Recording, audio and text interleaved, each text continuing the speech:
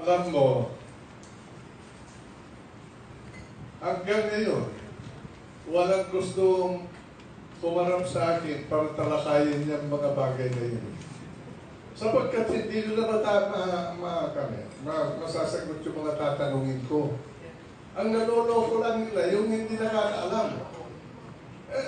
Hindi ba sinabi ko sa nakarang administrasyon ni Aquino, buuin mo lahat yung mga kasama mo sa liderato ng liberal, pati ikaw.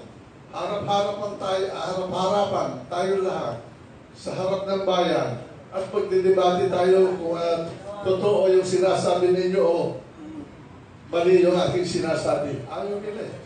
Takot sila. Alam nila na alam ko yung katotohanan eh. Hanggang ngayon, wala.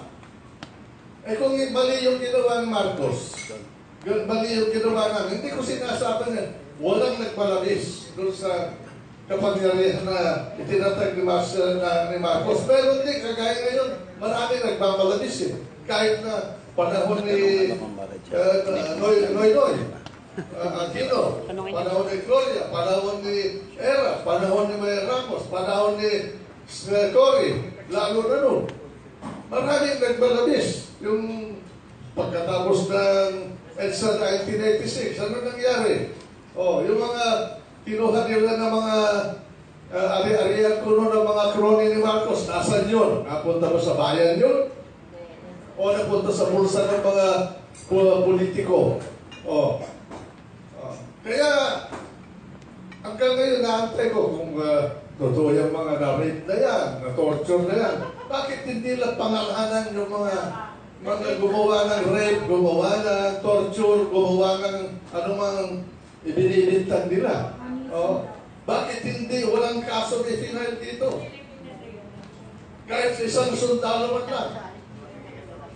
Wala na, hindi na masasabi na, wala, nandiyan si Marcos, nandiyan si Enrile, kung tatakpan nila yan. 1986, umalis na si Marcos.